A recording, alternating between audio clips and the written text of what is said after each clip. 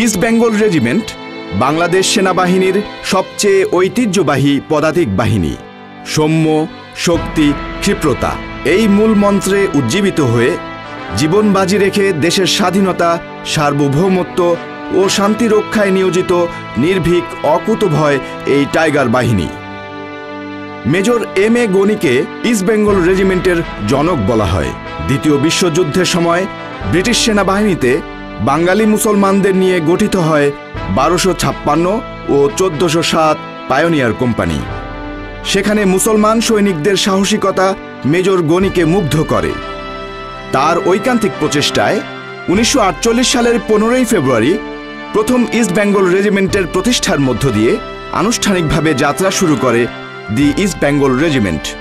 East Bengal রেজিমেন্টের battalion সম্প্রসারণের সাথে সাথে রিক্রুটদের প্রশিক্ষণ ও রেকর্ডস সংক্রান্ত কার্যক্রমের প্রয়োজন দেখা দেয়। সেই লক্ষ্যে 1 জুন 1950 সালে ঢাকার কুর্মিটোলায় ইস্ট বেঙ্গল রেজিমেন্টাল সেন্টার বা ইবিআরসি স্থাপিত হয়। 1953 সালে ইবিআরসি তার বর্তমান অবস্থান অর্থাৎ চট্টগ্রাম সেনানিবাসে স্থানান্তরিত হয়। ইস্ট বেঙ্গল রেজিমেন্টের ইতিহাস অত্যন্ত সমৃদ্ধ ও বীরত্ব গাথায় পরিপূর্ণ। স্বাধীনতার পূর্বে 1965 সালের পাক ভারত যুদ্ধে এই রেজিমেন্টের সৈনিকগণ অনন্য বীরত্বের স্বাক্ষর রেখেছে। রেজিমেন্টের ইতিহাসের সবচেয়ে গৌরবময় অধ্যায় রচিত হয়েছে আমাদের মহান মুক্তিযুদ্ধের সময়। মহান স্বাধীনতার জন্য এই রেজিমেন্টের 944 জন বীর সেনানী বীরত্বপূর্ণ লড়াই করে আত্মাহুতি দেন। 289 জন সদস্য অনন্য দেশপ্রেম, কর্তব্যবোধ ও সাহসিকতার জন্য খেতাবপ্রাপ্ত হন। তাদের মধ্যে সিপাহী মোস্তফা কামাল ও সিপাহী হামিদুর রহমান বীরশ্রেষ্ঠ। ইবিআরসি মূলত ইস্ট বেঙ্গল রেজিমেন্টের নবীন সৈনিক তথা রিক্রুটদের প্রশিক্ষণ প্রদান এবং রেজিমেন্টের সকল সদস্যের রেকর্ড বা নথিপত্র সংরক্ষণের দায়িত্ব পালন করে থাকে। প্রশিক্ষণ, রেকর্ডস এবং প্রশাসনিক এই 3টি শাখার মাধ্যমে এই সেন্টার পরিচালিত হয়। এই 3টি শাখার কাজ সমন্বয় করে থাকে সেন্টার সদর দপ্তর। প্রশিক্ষণ শাখার অধীনে প্রশিক্ষণ ব্যাটালিয়ন রিক্রুট প্রশিক্ষণের কাজে নিয়োজিত। বীরশ্রেষ্ঠ সিপাহী হামিদ কোম্পানি, বীরশ্রেষ্ঠ সিপাহী Mostafa company, major M A Gani company, general Osmani company, বীর উত্তম শহীদ সুবেদার বেলায়েত কোম্পানি ও শহীদ নায়েক মনির কোম্পানি এই 6টি কোম্পানির সমন্বয়ে গঠিত প্রশিক্ষণ ব্যাটালিয়ন। এর পাশাপাশি রিক্রুটদের প্রশিক্ষণ প্রদানের জন্য রয়েছে একদল দক্ষ ও অভিজ্ঞ প্রশিক্ষক। রিক্রুট প্রশিক্ষণের মূল লক্ষ্য হল একজন অসামরিক তরুণকে সৈনিক হিসেবে দায়িত্ব পালনের জন্য যোগ্য করে তোলা। 4টি আঙ্গিকে এই লক্ষ্য বাস্তবায়ন করা হয়।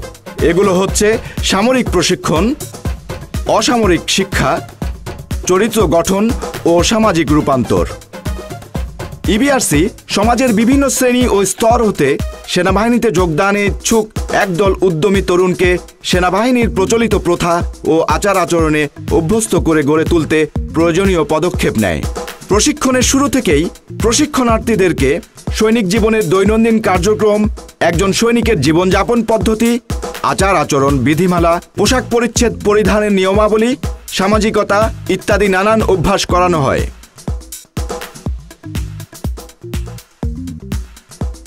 প্রশিক্ষণ চলাকালীন একজন রিক্রুটকে পিটি বা শরীরচর্চা, ড্রিল,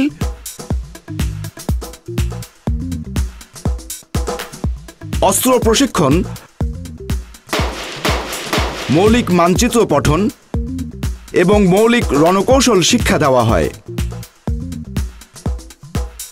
এছাড়াও রিক্রুটদের আত্মবিশ্বাস বৃদ্ধির জন্য রয়েছে confidence building training, speed march, cross country run, অস্ত্রবিহীন দ্বন্দ্বযুদ্ধ এবং মুষ্টিযুদ্ধ সহ নানা ধরনের দুঃসাহসিক এবং রোমাঞ্চকর প্রশিক্ষণ। এই সমস্ত প্রশিক্ষণ প্রশিক্ষণার্থীদের শারীরিকভাবে শক্তিশালী করে তোলে। নিয়মিত কঠোর প্রশিক্ষণে তারা হয়ে ওঠে দক্ষ ও আদর্শ সৈনিক। জাতীয় ও সেনাবাহিনী পর্যায়ে বিভিন্ন খেলাধুলায় ইস্ট বেঙ্গল রেজিমেন্টের রয়েছে অনন্য সাধারণ অর্জন। অতীতে এবং বর্তমানে বিভিন্ন খেলায় জাতীয় দলের হয়ে সুনাম কুড়িয়েছেন এই রেজিমেন্টের বহু সদস্য। এই কথা বিবেচনায় রেখে ইবিআরসি নতুন খেলোয়াড় তৈরির লক্ষ্যে সুদক্ষ প্রশিক্ষকগণের অধীনে ফুটবল, ভলিবল, বাস্কেটবল, রাগবি, মুষ্টিযুদ্ধ ও সাঁতার এর নিয়মিত প্রশিক্ষণ প্রদান করে থাকে। রিক্রুটদের খেলাধুলার মানোন্নয়নের জন্য এই সেন্টারে রয়েছে সর্বাধুনিক সুযোগ সুবিধা। শরীর গঠনের জন্য রয়েছে অত্যাধুনিক gymnasium.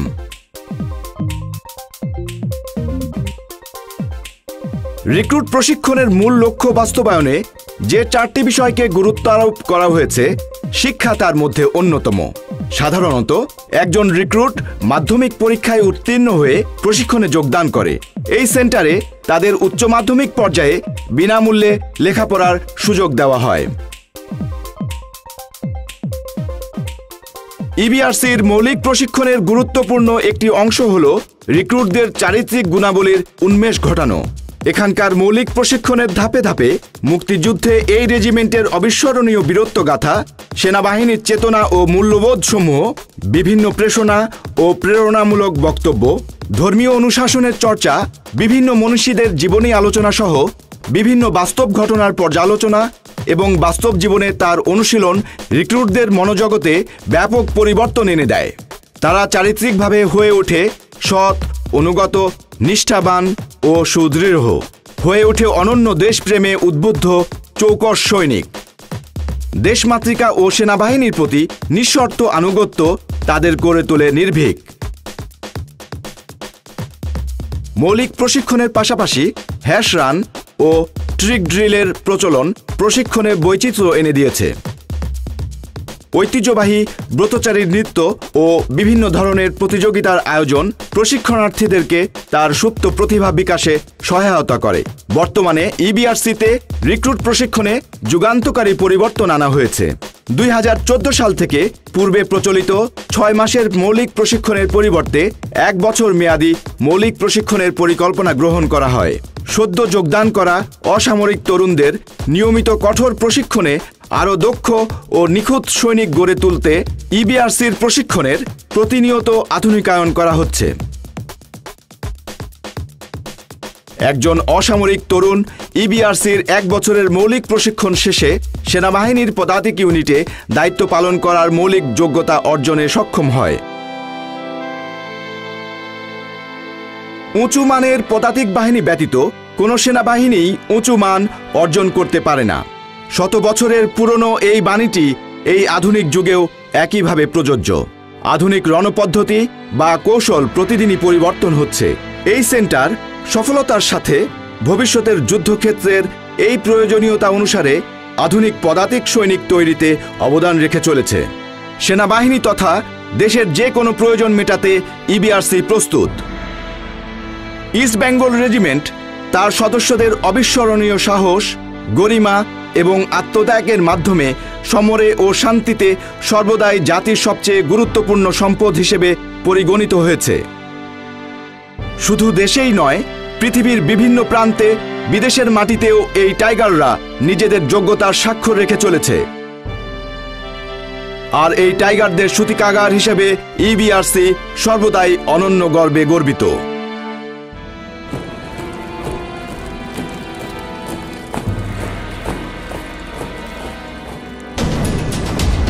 East Bengal regiment, Soumya শক্তি, ক্ষিপ্রতা।